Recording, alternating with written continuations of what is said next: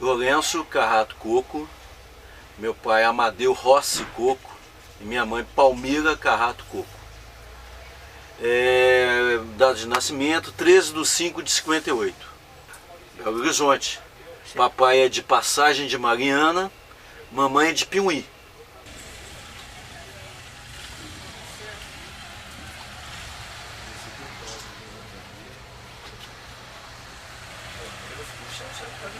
Eu passei para ela para não ter esse problema.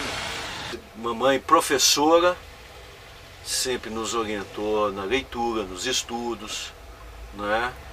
Papai, que é o livreiro, nos apresentou o que é um livro, porque a visão de um livreiro é diferente de um leitor, de uma pessoa que compra livros. Então ele demonstrou o carinho que há num livro.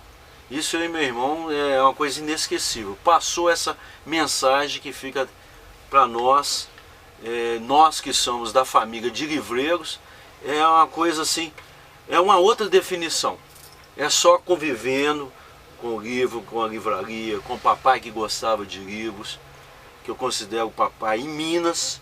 Eu não sei no Brasil, para não ser, que eu não conheço outros para falar, mas em Minas, conhecedor de livros, na minha visão, e vários clientes que comentam sobre papai e falam que o papai conhecia de livros. Papai é um autodidata, só teve o 4º ano primário, né? Mas como gostava de ler, se tornou uma paixão tanto comercial quanto de leitura.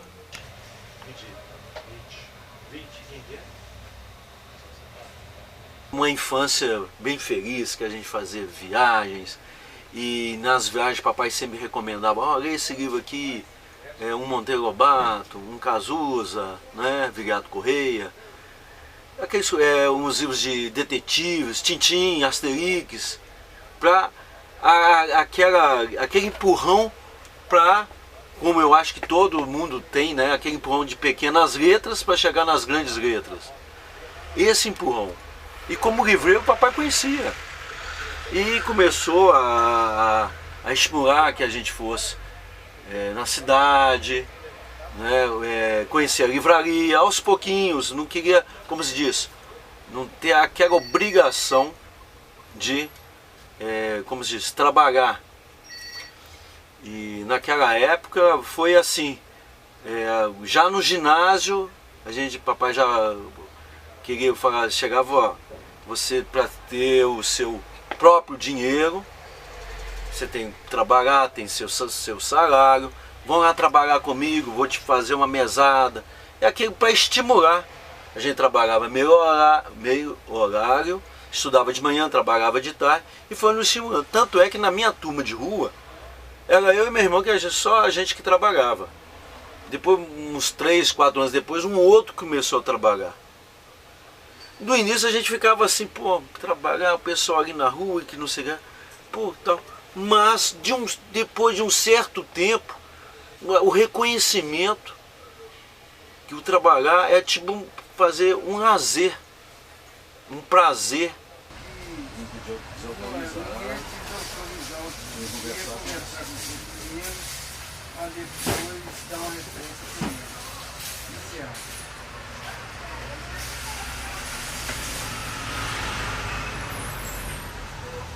O que me marcou foi do tempo do grupo, né? Mas foi aquelas historinhas, contos da carochinha. Porque na época do grupo eu estudava as mais velhas histórias, né? Que era a sensação dos anos 60, 70, todo colégio, todo primário estudava nesse livro. Foi a abertura do deslumbramento da leitura. E depois papai me estimulou: já que você está lendo esse, lê esse que é do mesmo estilo, são historinhas. Leiam contos da carochinha. Aí depois Monteiro Lobato, Cazuza, Na Fazenda, Tales de Carvalho, Cazuza, Viriato Correia.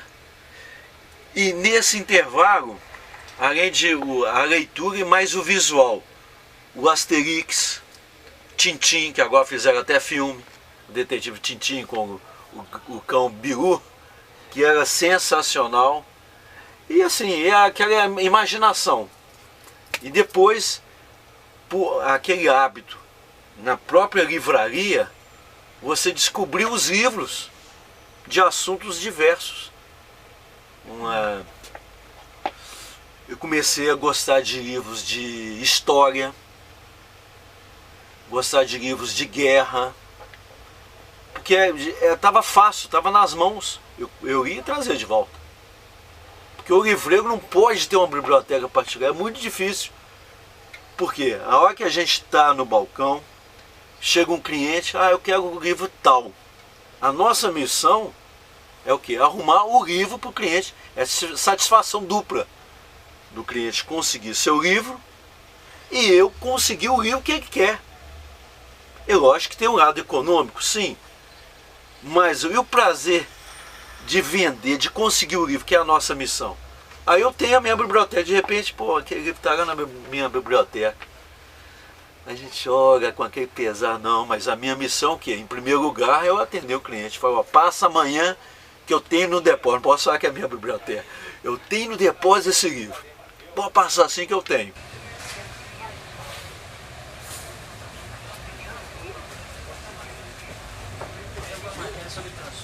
Aquele médico escritor, o Albert Schweitzer,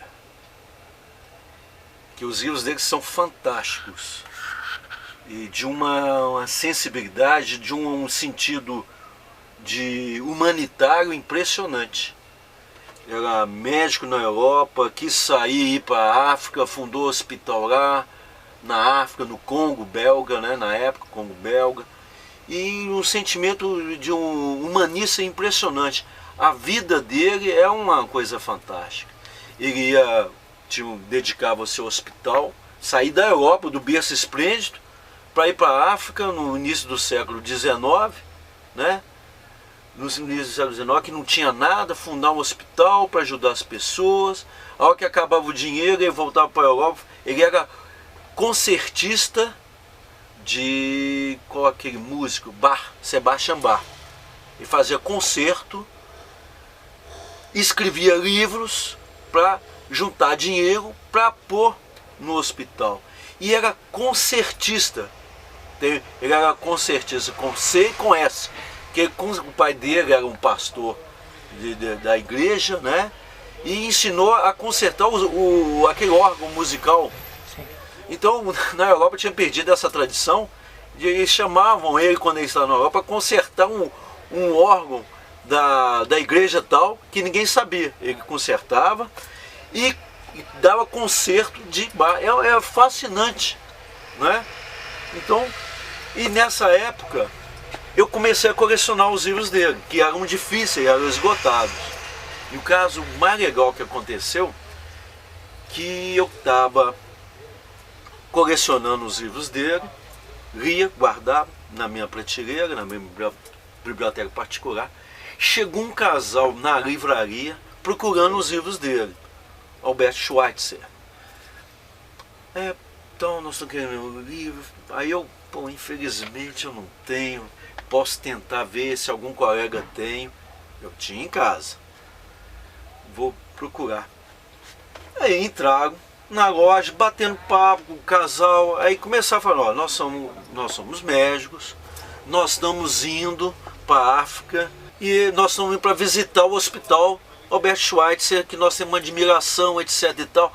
Aquele ali, eu olhando assim, comecei a se sensibilizar com o que eles estavam planejando. Nós temos passagem já comprada, nós vamos lá. Imagina, eu falei, puxa vida, o livro é para isso mesmo. Olha só esse exemplo. Aí eu cheguei, depois que eles conversaram, batendo papo, levaram outros livros, falei, olha, passa amanhã, vocês estão com viagem marcada para o dia, daqui 15 dias e tal. Passa amanhã, que eu já arrumei seus livros. Mas como tal? Não, passa amanhã. Não quis falar. Cheguei no outro dia, já estava o primeiro primeiro da loja, primeiro da fila, nem tinha aberto a loja, já estavam lá esperando. Falei, pô, isso que é bonito de nós livreiros, ver essa paixão pelos livros, né, que nos contamina. Eu já cheguei com o embrulho aqui, ó, aos livrinhos aqui. Nossa senhora, papapá. Aí eu contei a história, falei, olha, vocês me sensibilizaram, era da minha biblioteca, mas não vai atrapalhar? Não, de jeito nenhum, eu coleciono depois, eu como livreiro eu consigo, né? Me sensibilizou. Isso é um dos casos que a gente fica gratificado pela nossa profissão. E vários outros, né, que estimulam, que nos dá entusiasmo dia a dia. Não consegui. Mas caiu nas minhas mãos uma biografia dele, que foi mais gostoso de ler. Além dos livros, foi gostoso de ler, conhecer mais a vida dele. Foi muito gostoso, mas não consegui não. Isso é mais importante, o resto a gente consegue. Tendo isso, o resto vem junto. Sem medo. Demorar, né? Não. Eu sinto que há uma paixão ainda, você vê aquela satisfação de conseguir o livro, ainda existe. O detalhe é o seguinte, a gente, antes do papai vir a falecer, a gente conversava a respeito da procura das livrarias. Então o papai, com a sua maior experiência, melhor experiência do que a minha, eu sou aprendiz ainda. O papai era o mestre.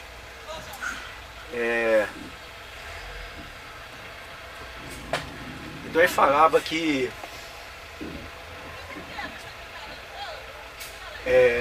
per capita as pessoas compravam mais livros, uma pessoa comprava, tinha um hábito de comprar 4, 5, 6 livros, pacotes de livros, uma pessoa. E outras, né? Mas os leitores assíduos tinham essa tendência. Foi diminuindo com o tempo. Nós temos mais pessoas, é lógico, a população cresceu, né? Há mais pessoas comprando livros, porém a quantidade diminuiu, per capita diminuiu. Existe a paixão até hoje e não vai deixar de existir essa paixão pelo livro. A gente vê várias pessoas, papai brincava, o que procuravam o beabá até a alta filosofia. Todos têm a paixão de procurar. Aquele que quer o alimento para o espírito tem essa paixão. É lógico que vem os clientes que vão comprar livros por encomenda. A gente vê que, me dá o livro tal, não tem aquela, né? Eles estão vindo na obrigação de comprar. Mas aquele que vem na livraria, que tem um deslumbramento, pessoas entram na minha loja que ficam deslumbradas. Olha só, tal, a gente só de ouvir, a gente, por exemplo, a gente não está do lado, né? Mas a gente escuta lá da frente do balcão, do lado, o deslumbramento, uma palavra, e a gente fica assim, nossa missão está sendo cumprida. Então é todo um cerimonial, é um ritual.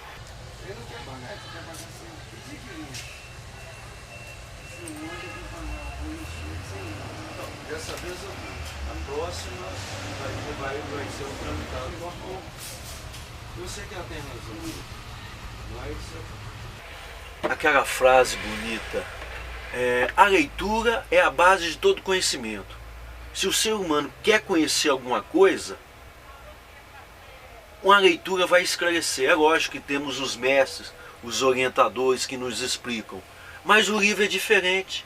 É você e ele ali, aquele contato, é a sua inteligência que está ali, não é posto à prova, mas você que está querendo descobrir alguma coisa sozinho. E a descoberta sozinho é a coisa mais deliciosa que tem. É o prazer, a leitura nos leva a isso.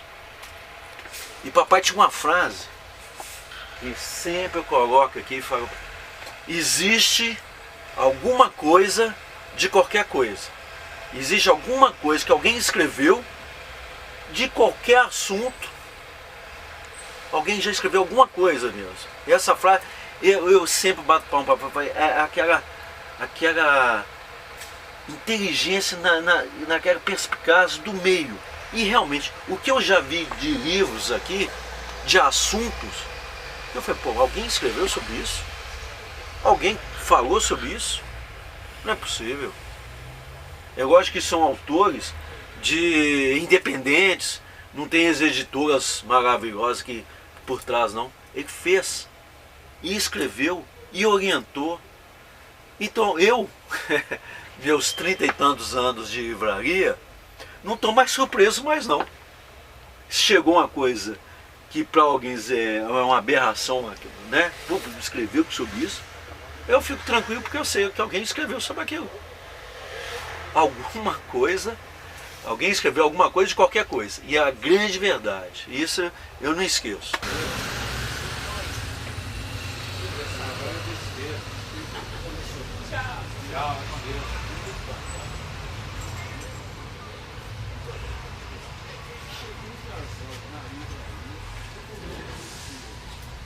Não.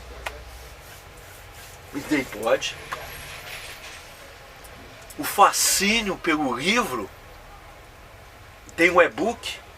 Eu acho que quando mais pessoas, por exemplo, o computador, quando surgiu e tal, eles vão interagir, tem um espaço para os dois. E um leva o outro. Está no computador, olhando ali. Eu, pelo menos, na telinha eu não gosto de ficar. Eu não me adaptei. A turma nova não sei, a turma nova pode ser que sim. Mas a turma nova está sabendo que nem tudo está lá. Um livro, porque tem os direitos autorais, e muitos livros não vão dar essa parte do livro eletrônico. O livro que você baixa aqui é o livro que já caiu em domínio público, mas o raro, o que não se encontra no mercado, não tem. Então o sebo tem essa parte. Os novos tem a concorrência, mas mesmo assim tem esse lugar, porque a pessoa que quer alguma coisa, quer aprender, quer, como se diz, aumentar o conhecimento, não é só no computador que vai ter, ele vai atrás do livro. Pode ser o livro, o e-book, né? Sim, mas ele está indo no livro. Agora, o papel, nem todo e-book tem o que está escrito no papel.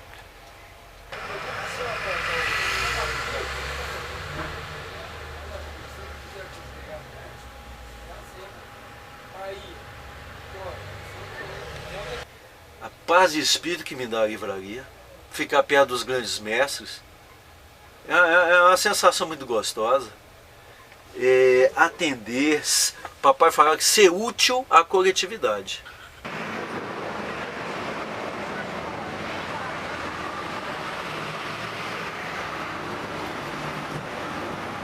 O futuro, vender mais livros, divulgar,